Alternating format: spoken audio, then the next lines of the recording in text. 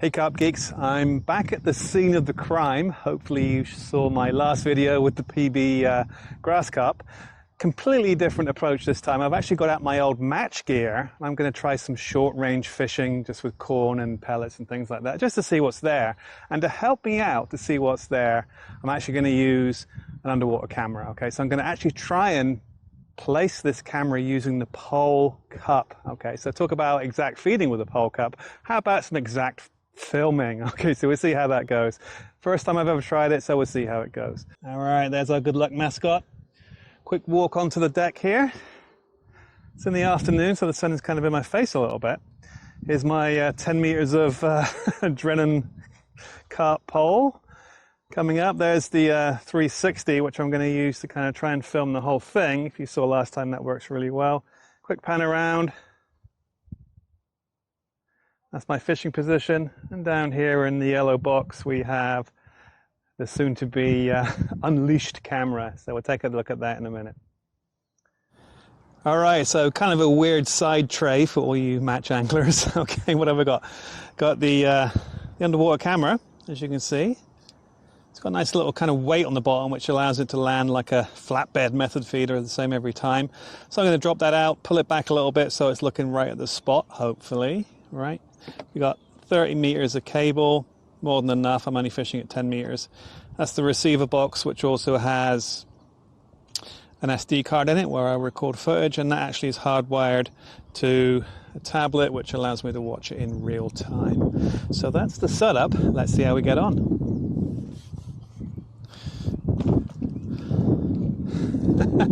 All right, in she goes.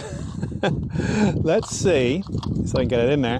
I have got my largest cup on there, just about holds. All right, I'm using a Drennan Acolyte carp pole. See how this goes. Kind of a first ever time I've done this, so we'll see how it goes. All right.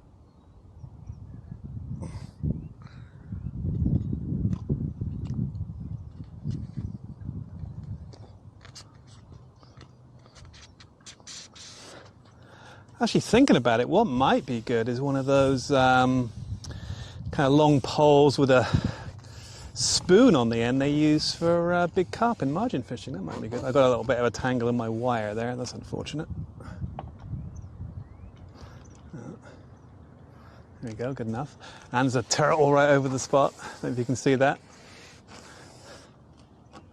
The chances of us seeing a turtle today are very high. I've got my pole marked at exactly the right length.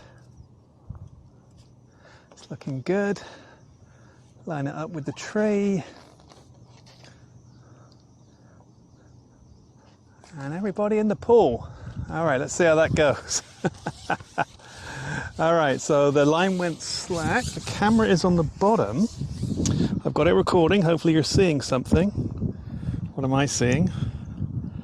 I am seeing the bottom. It's muddy, but it's something. Okay, so what I'm going to do, I'm going to pull it back just a little bit. Oh, that's better. A little bit more. Of course, I've made it muddy. I'm sitting right by a big rock. Oh, there's a bluegill. First fish on camera.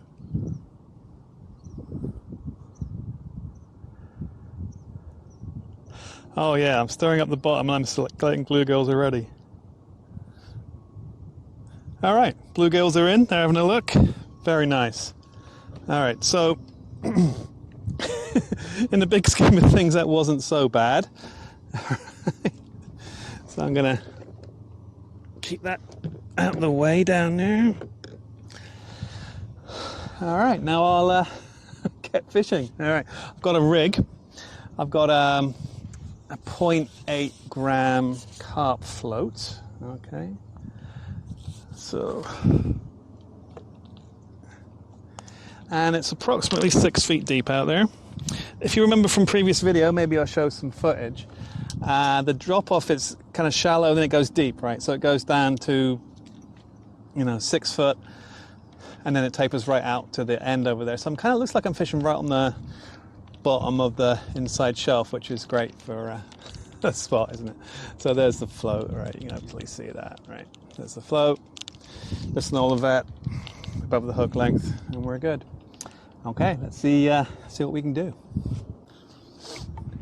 All right, so obviously I'm going to use my product Impulse, right? So if you are one of those anglers that likes to soak your own pellets, or perhaps you have to use the fishery pellets, you can buy the Impulse kind of neat, right? It's quite strong, so you don't need much. You have to basically dilute it, and this water, which I'll add a little bit to in a moment, will go to soak the micros, right? So I'm going to use some 2mm micros. Now this is kind of a cool little thing. As you can see that I've got a little Tupperware with graduations on the side, and I just filled it to 400 with lake water. Okay, now in the UK, this is the dosing chamber here. Leave this one tight. Just give it a squeeze, and that'll be 10 mils. Okay, and a good old US of A here, that's half a fluid ounce, right? So that's 14 mils. So, you do 4 in the UK. I'm going to do 3 here in the US. Okay. So, remember, if this is you, 10%, so 40 mils, 4 squirts for 400. I've got a little bit of a bigger dosing chamber. I'm doing 15 at a time, so it's a little bit more. There we go. Now,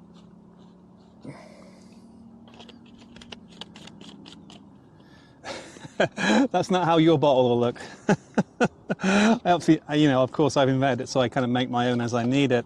The factory in the UK uses pure, actually, human-grade amino acids, so it's not got that tinge to it. The original is clear, and then we put a little bit of colour and flavour in for certain applications. You can get a fish, a fruit, and a sweet cream, so whatever boilie or pellet you're using, use that. So there it is. Okay. Of course, all I'm going to do, get the old classic 2 mils, just cover the pellets, let them soak for a couple of minutes, and they should be ideal.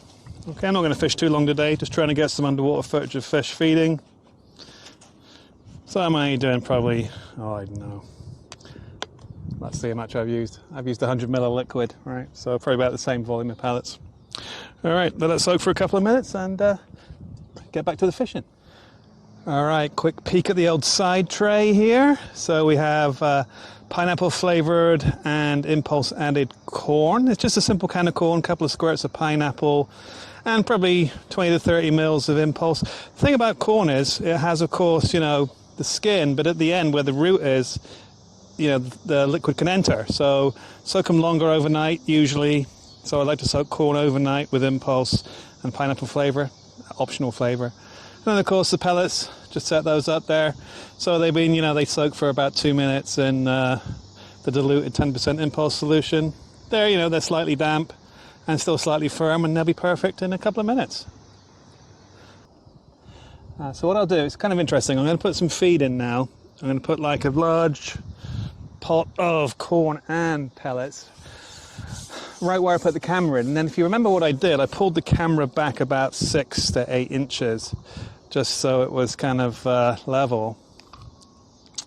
And that seemed to give me a pretty decent picture. We saw those bluegills right away. So what I'm going to do, put this in, hopefully. And one of the downsides of this is I can't actually see with the glare what's really going on down there right now on the tablet. But we'll give it a go.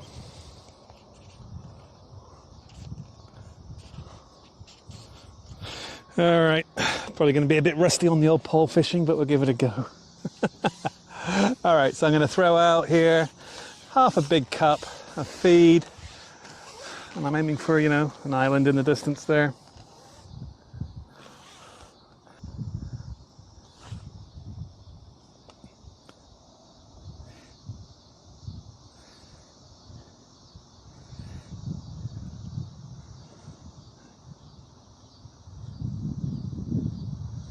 Not seeing much. I'll put another cup in. It's a big water, so there are a lot of big fish in here. Hopefully, want to try and get a few of those in.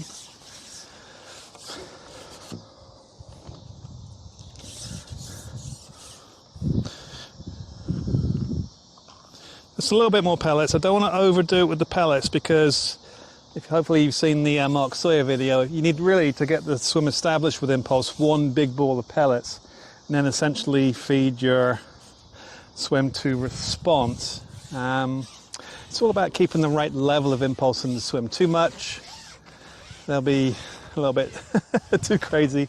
Not enough, of course, and you're not going to get a great response. So it is a little bit of a balancing act sometimes. But, you know, through use and just regular feeding, small amounts with impulse, suits the match man down to the ground, really. Okay.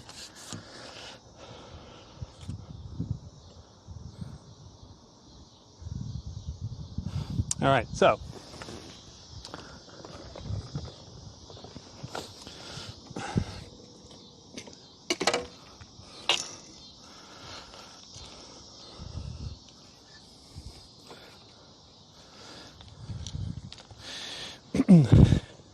now what I'm going to do, I'm going to start with a single corn, and the corn here actually in the United States is a brand called Goya, which is kind of Mexican brand, I believe. It's, you know, find it in kind of like Mexican type shops, right? And it's great. It's a large size, and it also has a pull can top, right? Which is awesome. All right, so out we go. First put in, single big grain of corn, right? See what's going to go on here. All right. And down she goes.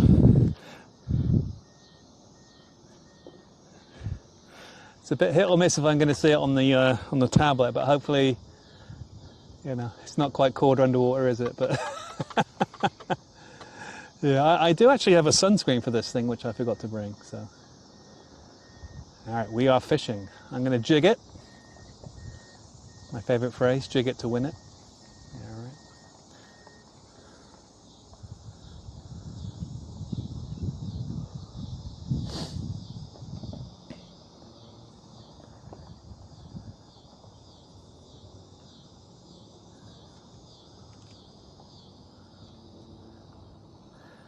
I do remember years ago when I first started to toy with underwater cameras, my good friend Trevor, Trevor Burgess, if you're out there, Trev, put something in the comments about it. We tried to start to video pole, first bite, and it feels like a bluegill. Yeah, so Trev and I, when it came off, I've got like a 16 elastic on here, so I'm going to bump the little ones. So Trev and I used to fish pole, and we try and get the video. And the catch-22 of pole fishing and underwater filming is that for good video you need clear water.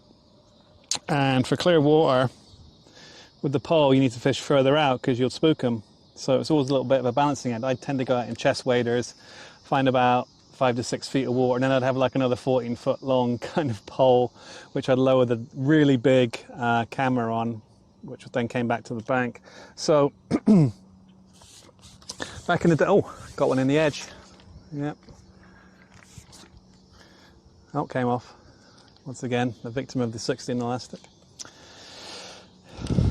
Yeah, so, you know, back in the day, you could not drop a camera in with a pole cup. Just couldn't do it. The thing probably weighed about, must have been 6 pounds. It's just like a big diving bell. The camera was cool. It rotated, so you could actually rotate it around. And Trev and I used to set up the camera, and Trev used to try and find the camera with his rig. And we ended up, actually, it's kind of cool, we actually ended up putting a golf ball on as a plummet. And that was by far the easiest thing to see. Because, you know, we didn't have that luxury of the accuracy of the pole cup. All right, now let's see how it goes. So about 2 bites, 2 bumped bluegill. I think I'm having a lift bite. I've got a float with a nice kind of lift bite band on it. If that makes sense. Yeah, just didn't settle. Judging by the video, I was kind of happy. I was actually, it's an analogy actually. When you're, you know, fishing for the big carp, you let around and you can reel in and you feel the tink of the gravel.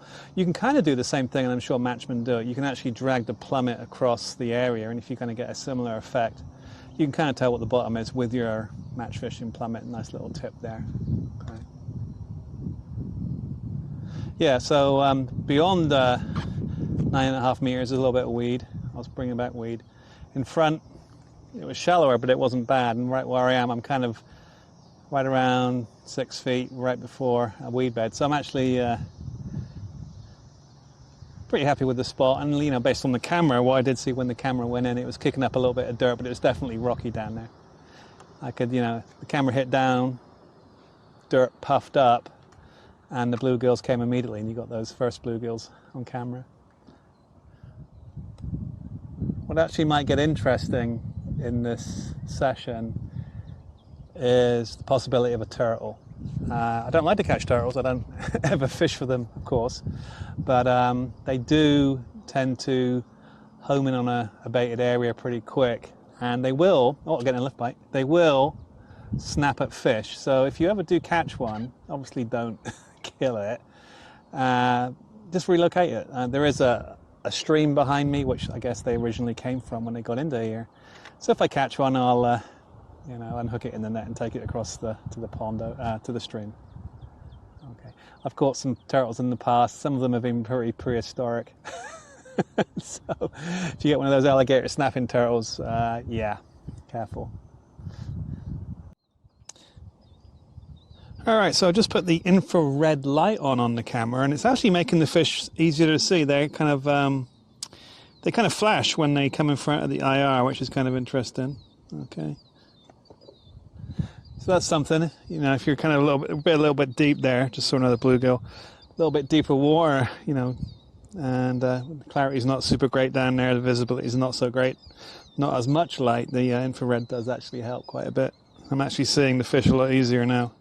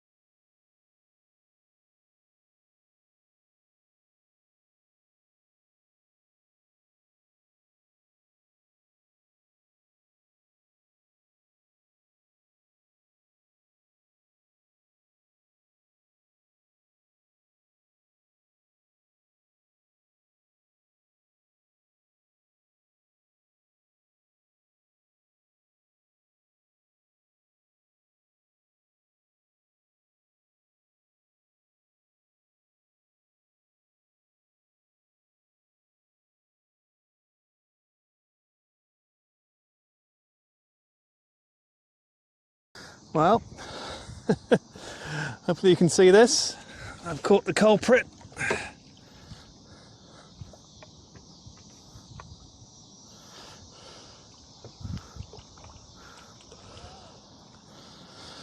Oh,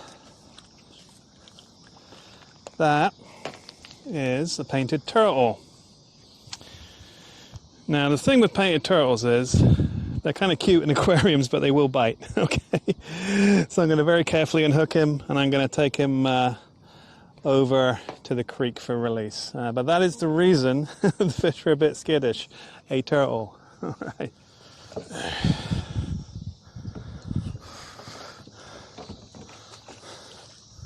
All right, turtles are always a bit tricky because they are just as mobile on land as they are in the water. That one made a run for it, and all good. Hopefully we won't see him until much later. Okay.